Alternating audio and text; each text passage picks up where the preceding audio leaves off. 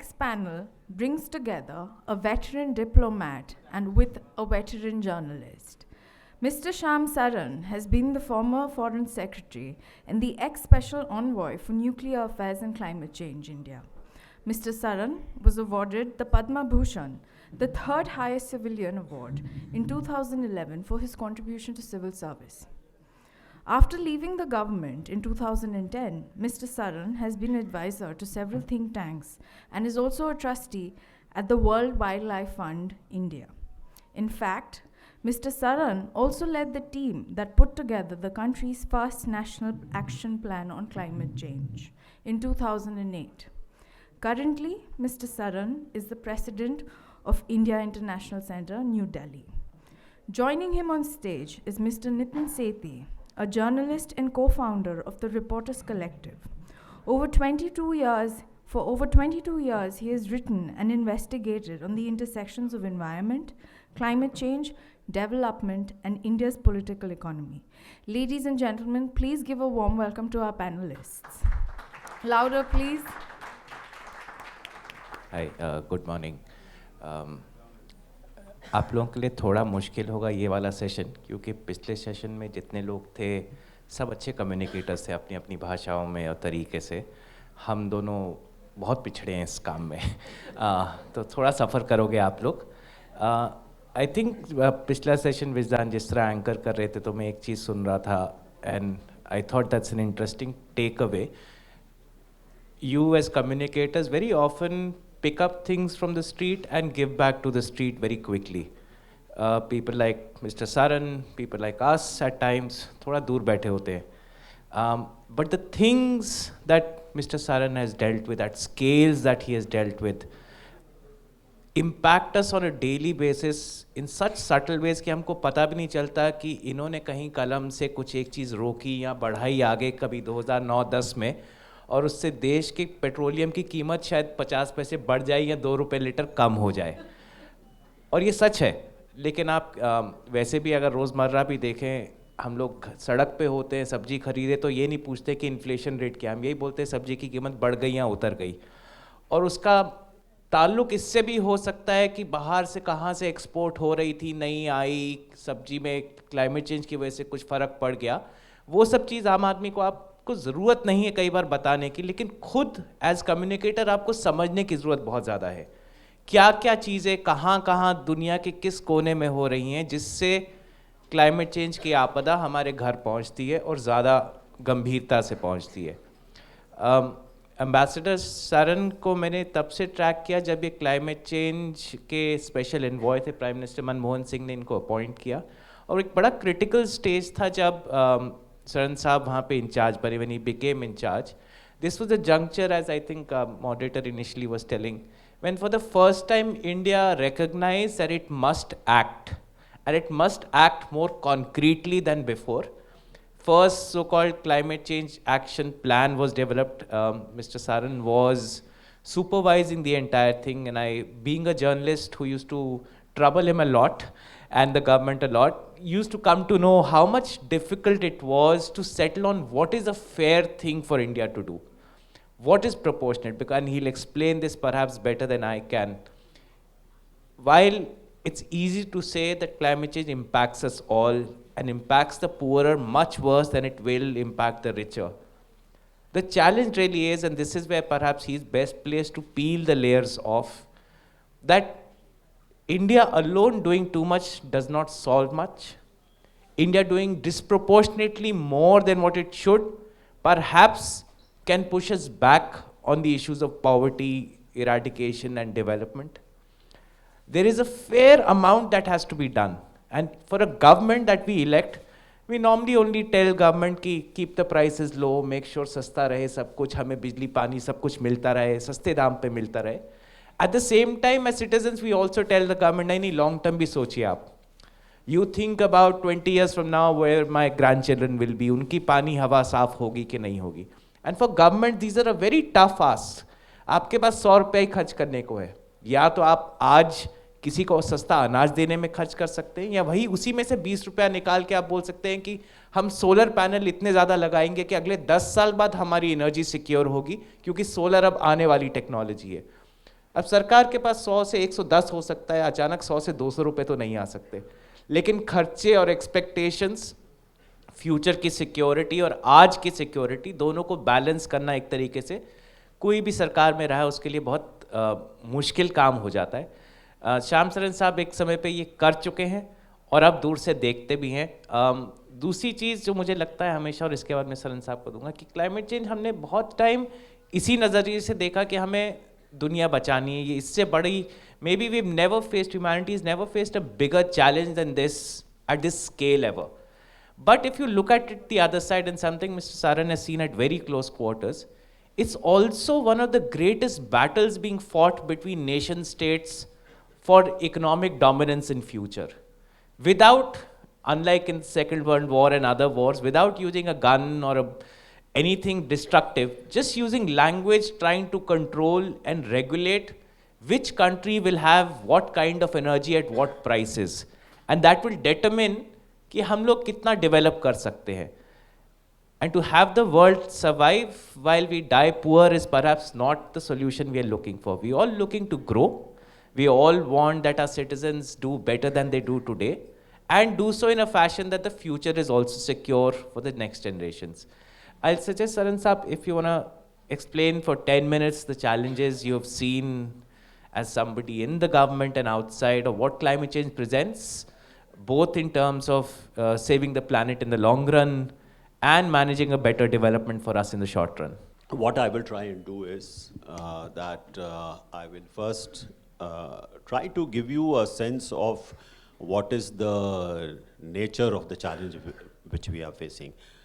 ये चुनौती जो है एक बहुत ही स्पेशल टाइप की चुनौती है, और इसको समझना इसलिए आवश्यक है क्योंकि इसका तो एक ग्लोबल डायमेंशन है, लेकिन साथ साथ उसका एक लोकल डायमेंशन है. और इसके पहले जो पैनल थी वो जो लोकल उसकी डायमेंशन थी उस पर ज़्यादा नज़र डाल के देख रहे थे. लेकिन ये जो चुनौती है उसमें ये जो लोकल है वो बिल्कुल बहुत ही घनिष्ठ रूप से वो लोकल ग्लोबल से जुड़ा हुआ है. तो जो कुछ भी आप करना चाहते हैं लोकल लेवल पे, जब तक आपको वो जो ग्लोबल कॉन्टेक्स्ट है वो अच्छी तरह समझ में नहीं आएगा, तो ये जो लोकल जो भी आप करेंगे शायद उसकी इफेक्टिवनेस उतनी ज़्यादा नहीं होगी जितनी होनी चाहिए. तो इसलिए बहुत ज़रूरी है कि ये जो ग्लोबल कॉन्टेक्स्ट है वो आपको समझना चाहिए. तो 2-3 चीज़ मैं आपको बताना चाहूँगा. एक तो ये है कि जो क्लाइमेट चेंज की हम बात कर रहे हैं,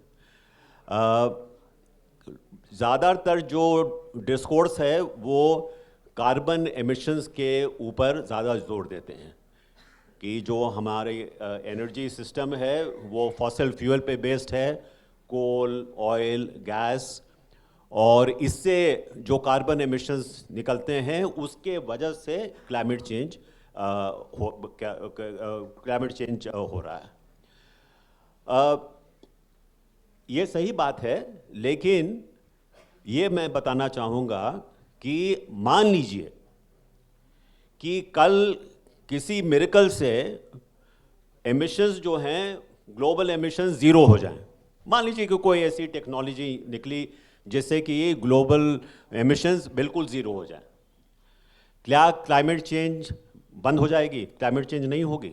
नहीं, क्लाइमेट चेंज होगी, क्योंकि ज़ीरो एमिशंस भी अगर होगा तो जो ग्रीन हाउस गैसेज हैं, जो कार्बन एमिशंस अर्थ के एटमॉस्फेयर में अक्यूमुलेट कर गए हैं, और ये करीब 100 साल से ज़्यादा ये कायम रहती हैं ये हमारे एटमॉस्फेयर में. तो मतलब इसका ये हुआ कि कल अगर बंद भी हो जाए एमिशंस तो ये तो वहाँ पे है अभी तक और 100 साल तक रहेगा, धीरे धीरे कम होगा. तो जो कुछ भी वहाँ पे है, क्लाइमेट चेंज एक जो फिनोमिना है वो हो रहा है, और ज़ीरो एमिशन होने के बाद भी क्लाइमेट चेंज फिर भी चलता रहेगा. तो ये बहुत ही इम्पोर्टेंट चीज़ है समझना. दूसरी चीज़ है भारत, लोकल की बात करें. मान लीजिए कि हम लोग किसी तरह से हमारे ऊपर बहुत प्रेशर डालते हैं लोग कि आप कोयला इस्तेमाल करना बंद कर दीजिए, आपकी जो फॉसिल फ्यूल की यूज़ है वो बढ़ती जा रही है, इससे पूरे विश्व को खतरा पैदा हो रहा है। मान लीजिए कि कल किसी वजह से, किसी मिरेकल से हमारी इमिशंस जो हैं वो ज़ीरो हो जाए, उससे क्या जो ग्लोबल क्लाइमेट चेंज है उस पर कोई फर्क पड़ेगा? कोई फर्क नहीं पड़ेगा, क्योंकि जब तक बाकी जो देश हैं जिनके यहाँ भी एमिशंस हो रही हैं, हमारा जो एमिशंस जो ग्लोबल वॉल्यूम है उसका खाली 7% है। तो जब तक कि और जो देश हैं हमारे साथ मिलजुल के, सारे देश जब तक कि अपने एमिशंस को कम नहीं करेंगे, क्लाइमेट चेंज की जो चुनौती है उसका हम सामना नहीं कर पाएंगे। तो ये जानना बहुत ज़रूरी है कि ये जो एक चुनौती है, एक ये विश्वरूपी चुनौती है, global challenge. So a global challenge means that what individual countries do or what even regions do will not make much of a difference unless there is a global collaborative response to this challenge. This is very important to understand. So this is the context in which you have to do your local initiative. इसका मतलब ये नहीं है कि क्योंकि हम जो कुछ भी करें फर्क तो पड़ने वाला नहीं है तो क्यों हम कुछ करें. That is also a wrong attitude because climate change को हम एक narrow दृष्टिकोण से देख रहे हैं, लेकिन climate change is actually linked together with the larger challenge of ecological, ecological kind of a challenge that the world is facing. Climate change is not something separate from ecology. Climate change is linked to ecology. I'll give you an example. हम कहते हैं कि दो carbon sink, जैसे जो carbon emissions हैं उसकी जो एब्जॉर्प्शन होती है, एक तो है द वर्ल्ड्स ओशंस, महासागर, और दूसरे हैं हमारे फॉरेस्ट. तो ये अगर आप ओशंस में जैसे आजकल प्लास्टिक डंपिंग की जा रही है, हैजार्डस मटेरियल डंपिंग की जा रही है, पूरी जो इकोलॉजी है ओशंस की वो बदल रही है, केमिकल कॉम्पोजिशन बदल रही है, थर्मल एक्सपेंशन हो रहा है, तो जो कैपेसिटी है ओशंस की एब्जॉर्ब करने की, जो कार्बन एमिशंस हैं वो हर साल कम होती जा रही है.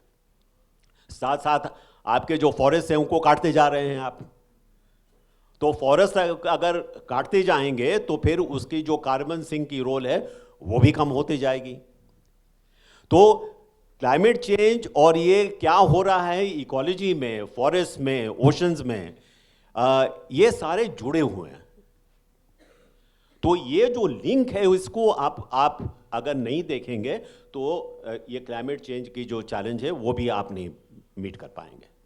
तो हमारे लिए, भारत के लिए ये बहुत ज़रूरी है कि ये लिंक समझें और क्लाइमेट चेंज पे हम काम करें या ना करें, लेकिन ये जो इकोलॉजी का चैलेंज है उसका तो सामना करना ही पड़ेगा आपको, क्लाइमेट चेंज हो या ना हो.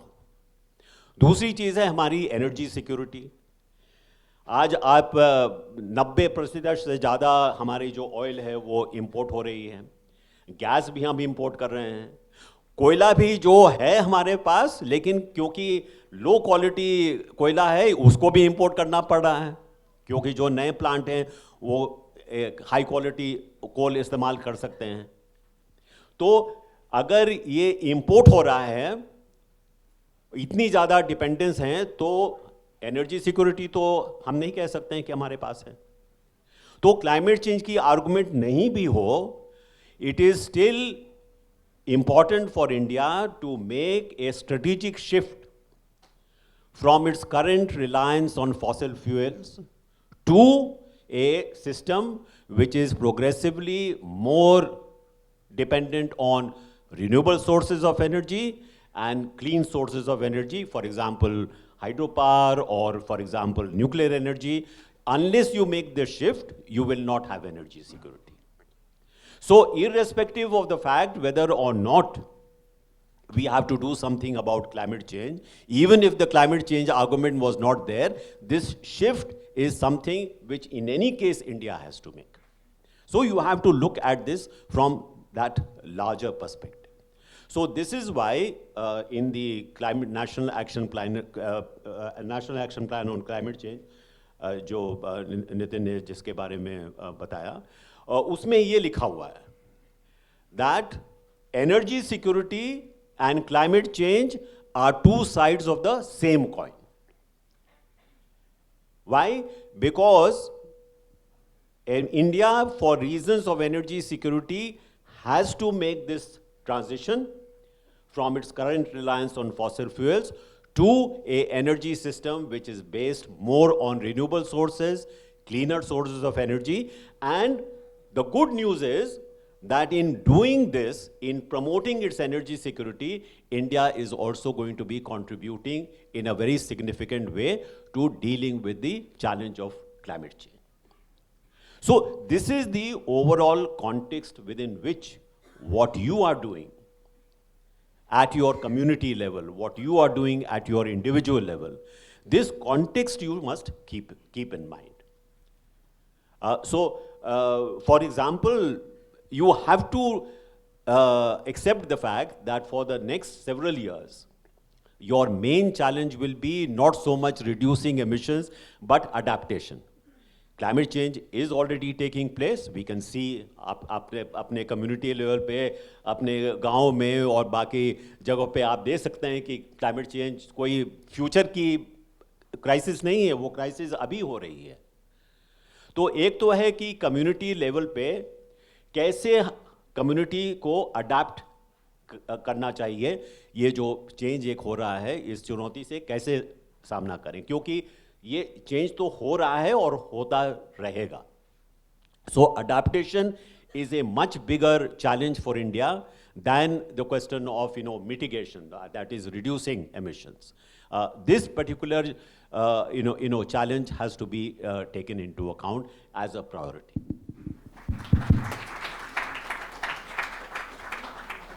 Makes me wonder why I'm sitting between Mr. Saran and you, because he's as good a communicator as most of you, I realize. I think I find great value in how Archana and the Radio Festival has brought Mr. Saran here for two reasons. आप में से बहुत सारे communicators हैं, and the best communication is there where you are able to tell very complex, layered stories and not shy away from saying that जिंदगी थोड़ी है भी ऐसी, उसमें बहुत परतें हैं. कहानी को जितना आप सिंपल करते जाएं, दूसरे को आप शायद थोड़ा उल्लू भी बना पाते हैं कभी कभार, बट लोग भी जानते हैं जिंदगी कॉम्प्लेक्स है. What Mr. Saran is trying to also explain in some ways is the complex challenge as it exists. I remember 1.5-2 साल पहले बिल क्लिंटन साहब ने एक बड़ी किताब लिखी, 250 पेज की, फटाफट पढ़ सकते हो आप, और उन्होंने बोला कि ये 6 टेक्नोलॉजीज़ हैं, ये 6 टेक्नोलॉजी आप लगाएंगे, कोई भी देश लगाएगा, सुबह क्लाइमेट चेंज ठीक हो जाएगा. अब I kept on thinking, इतना आसान है तो हम सारे पागल हैं क्या? मतलब ऐसा कैसे है कि टेक्नोलॉजी है, सोलर सोल्यूशन है, सब कुछ है, तो क्यों नहीं बदल रहा है?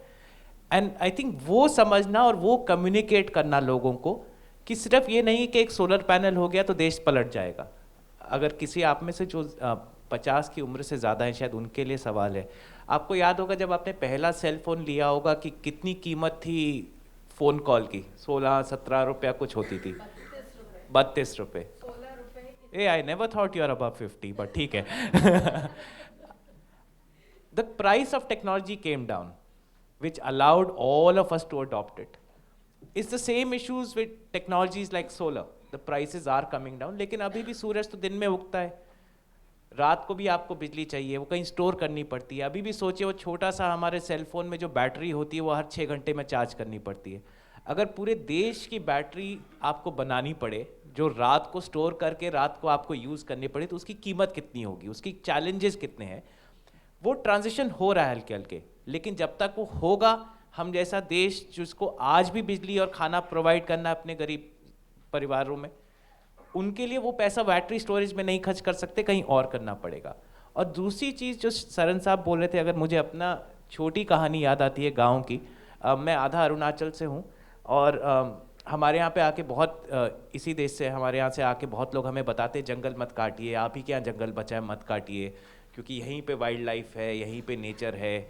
तो बहुत हमें ज्ञान दिया जाता है, बाहर से जो दिल्ली से आता है देखता है, 5 रुपए देता है, उसके बाद हमें ज्ञान दे के चला जाता है कि जंगल मत काटो अपना। और हम लोग सोचते हैं, तो मेरा एक छोटा भाई है, वो दिल्ली में पढ़ गया 3-4 साल, तो उसने एक को जवाब दिया वापस कि मैं तो ठीक है, मैं नहीं काटता, मुझे भी काटने का शौक नहीं है, मुझे तो अच्छी हवा मिलती है, यहाँ पे पानी अच्छा मिलता है।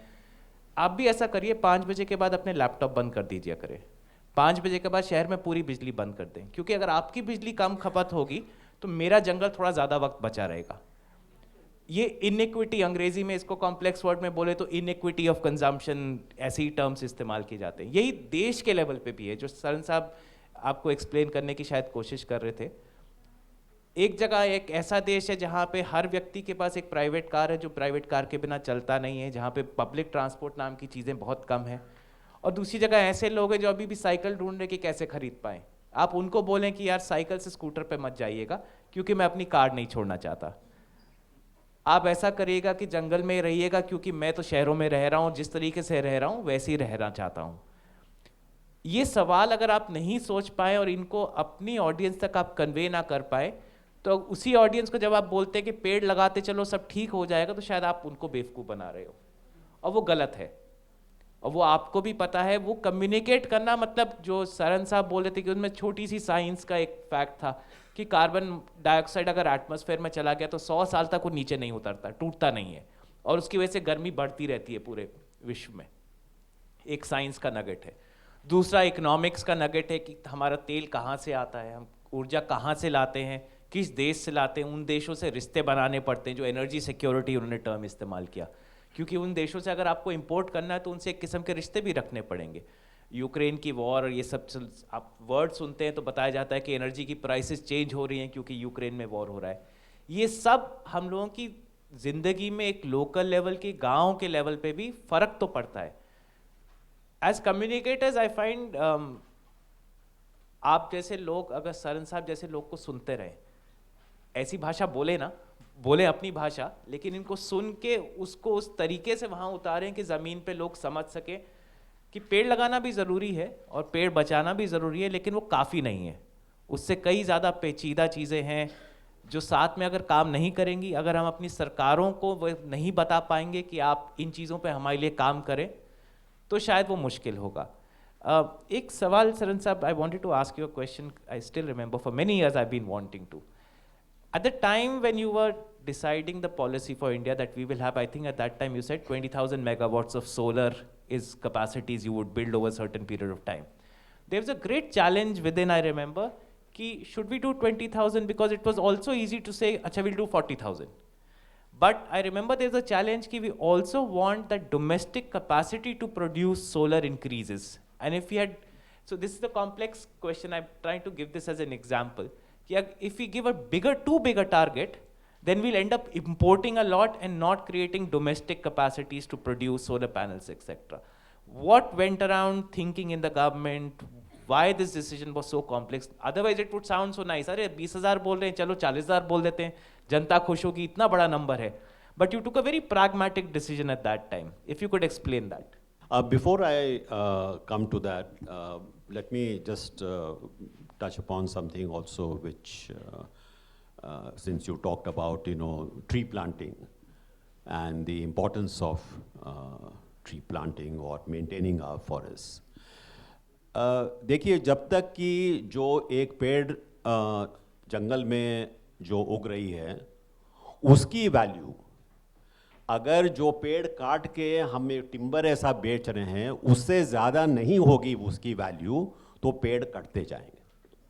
That is, a tree growing in a forest must have greater value than a tree which is cut down and is used for timber in the market. If that economics does not change, no matter how many trees you try to plant, forests will continue to be cut. So this is where government policy becomes very important. How does the government ensure that a tree which is growing in the forest has greater value than a tree which is cut down and sold as timber? This economics has to change. Secondly, what is behind this economics? Ultimately, if we are looking at the challenge of climate change, it is a crisis of values. We cannot get away from that. What is today our model? What do we aspire to? So, इन्होंने कहा कि आप अपना ये बंद करो laptop थोड़ी देर के लिए तो थोड़ा हमें राहत मिलेगी. That is an important observation. Why? Because, if you have an aspiration which is currently represented by high affluent countries like, say, the United States, then there is no hope for the ecology, there is no hope for the environment. Let me give you an example. The density of car ownership in the United States of America is over 1,000 per 1,000 of population. मतलब कि 1,000 लोग जो हैं, उनके पास 1,000 से ज़्यादा गाड़ियाँ हैं. आप अगर यूरोप जाइएगा तो वहाँ पे 1,000 लोगों के लिए करीब 700 या 750 गाड़ियाँ हैं. अब आप भारत का उदाहरण देखिए. यहाँ पे ये कार डेंसिटी है 30, at the most 30. मतलब for 1,000 people there are 30 cars. With 30 cars, look at the problems you are facing. Whether it is in terms of the fuel you use, more than fuel. वो गाड़ी को चलाने के लिए रास्ते कहाँ हैं? गाड़ी को पार्क करने के लिए जगह कहाँ है? तो अगर 30 गाड़ियां 1,000 लोगों के लिए, ये चुनौती हमारे का सामना हमको करना पड़ रहा है. और देखिए कि कितने पैसे जा रहे हैं फ्लाईओवर बनाने में, 6 लेन हाईवे बनाने में. प्रधानमंत्री जी ने अभी हाल में ये दिल्ली टू मुंबई की 6 लेन या 8 लेन हाईवे का उद्घाटन किया.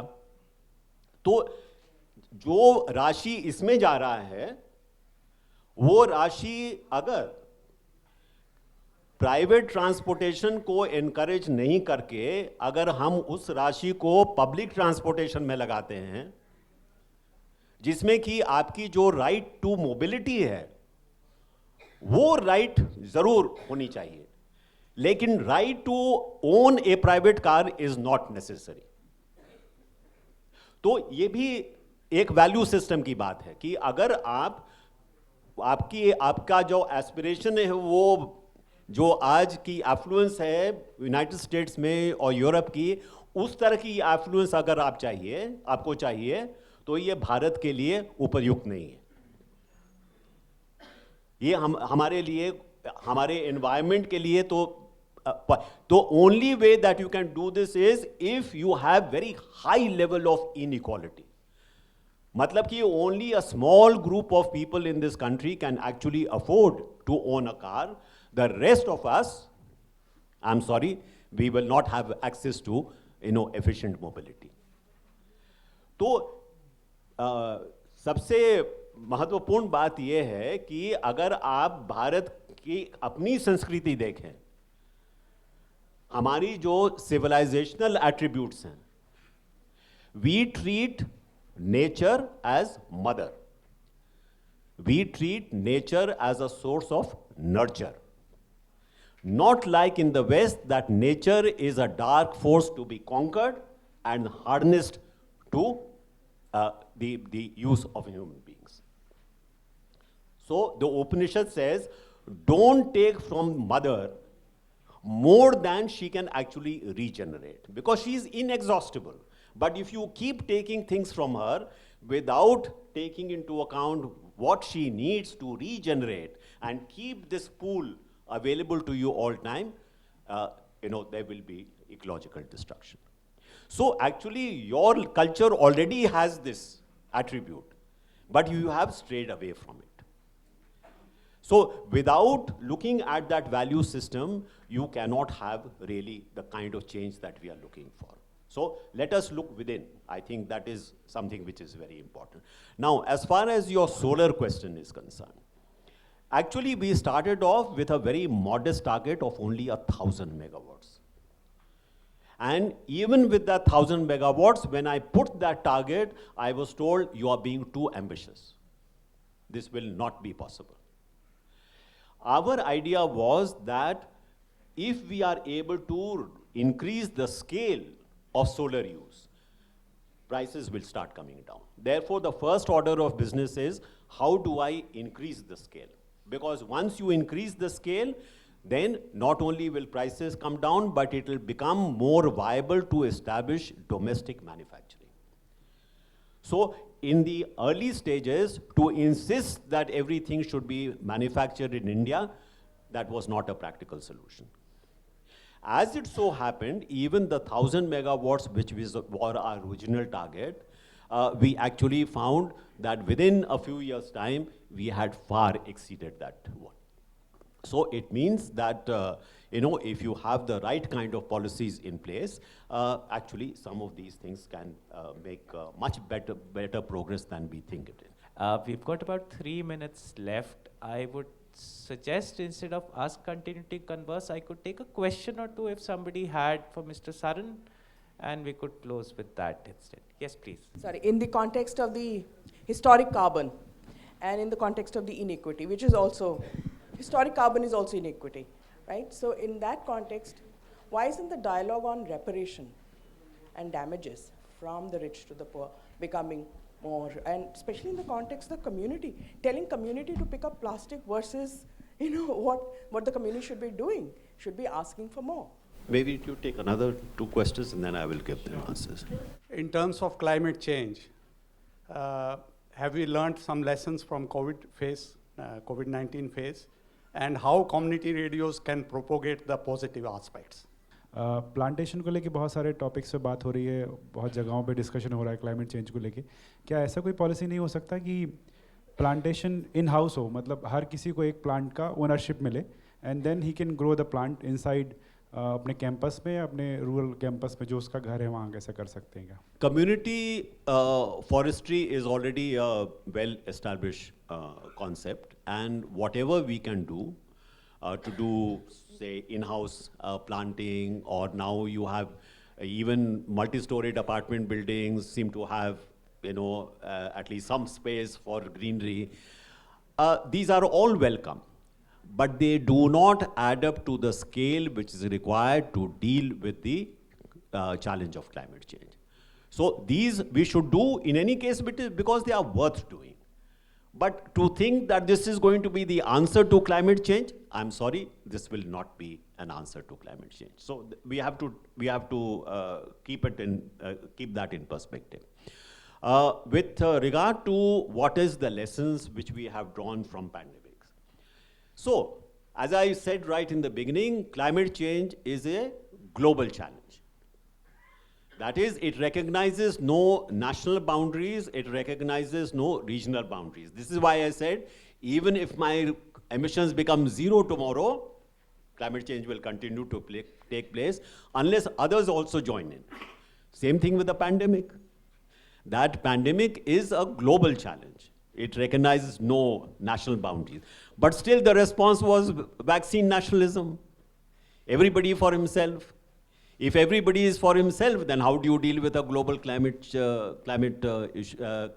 global challenge? So the lack of awareness that most of the challenges which we are facing today in the world, whether it is pandemics, global public health issues, climate change, ecology, even things like terrorism, or money laundering, which is a major concern, all these are global in character. And they require global collaborative responses. It's important because if I take my role as, say, a diplomat, and I go to the negotiations for climate change, what is the brief which is given to me? Give as little as you can, extract as much as you can for India. But if every delegation is going with the same brief, should it come as a surprise to you that we end up with a least common denominator result? Isn't it? So that mindset needs to be changed. that dealing with these kind of global challenges, you need not competitive responses, you need collaborative responses. And the other lesson from the pandemic is there is a link between the pandemic and the destruction of the environment and biodiversity. Why did this take place? Because the habitat of world animals, you are encroaching on them. They are coming more in more contact with domesticated animals, with human populations. So viruses which were, somewhere deep in the forest, now they have started coming and jumping into human populations as well. That goes to show how important it is to preserve biodiversity. So these are all linked, and that linkages needs to be understood. With regard to the compensation or the reparations aspect, well, in principle they have agreed to loss and damage at the last COP 27. But if you ask me my experience as a negotiator, frankly speaking, commitments have been made for very significant financial transfers, significant technology transfer. None of them have ever been, delivered on. So I would not expect going forward that we should place much hope on our ability to get substantial financial resources from the developed countries and substantial, significant technological resources, which will help us in dealing with the challenge of climate change or even ecological destruction. Much of the action will have to come from us. And this is where then our communities, what you are doing today, that becomes very, very important. I wanted to add to this, to the lady asking about loss and damage. We must remember US, when it initially agreed very reluctantly to loss and damage, there was a small print it forced down everyone's gullet, which said loss and damage is not about liability. And you can understand from the perspective of a US president saying, how will I commit that now my next 10 generations will keep paying compensation for the richness that we enjoyed and the exploitation that colonialism perhaps enjoyed. So as Mr. Saran was saying, that's not going to happen. I don't think, while we've got a notional term there today, I don't think they'll ever fructify. The gentleman asking for trees and should we grow trees, I think Sab answered it very elaborately. I wanted to add a little layer to it. The challenge for us, one, is obviously not to mistake trees for forests, as he was saying. Two, to remember plantations is a really risky and dangerous road to go down at scale, because you will plant those trees on lands of the poorest tribals in India, who anyway legally have been deprived for these lands, though it belongs to them. A forest department going down planting crores of trees as we plan to will actually be like a double whammy for tribals in India who will have anyway lost to climate change, and then they will lose to the solution to climate change also. So growing trees in your backyard is fine. We should, just for the sake of, as Mr. Saran was saying, having good fruit. There are many other reasons to go do right things. Climate change may not be the trigger for many right things, and many right things may not be the solution just for climate change. It should be done any which way. And I think these are the complex stories perhaps that you as communicators must tell your audience. You must not stop at saying, pick up plastic, grow trees. I think these complexly are saying you pick up plastic because you need to pick up plastic anyway. Not because it's going to change climate change or not. You need to grow trees because it gives you good air to begin with. If nothing else, it gives you happiness to grow a tree. To put your hands in soil just makes you happy. It does not require climate change to tell us that we should do these things. And then tell the second layer why the complexity of climate change does require us to understand worlds at level we perhaps did not. If we are a globalized economy today, where something happening in another part of the world changes what happens to us in this corner in a village, perhaps as communicators, you serve the purpose of solving climate change by telling how complex this story is to begin with. To make our readers more aware of this, to make our listeners more aware of this, is perhaps the biggest service you can do, much bigger than saying, hey, grow a tree in your backyard. I'm sure all kids already know growing a tree is a good idea to begin with. thank you everyone for your patience, particularly after the last panel, because we tried to take it to another. Thank you, Mr. Saran, and thank you to the hosts.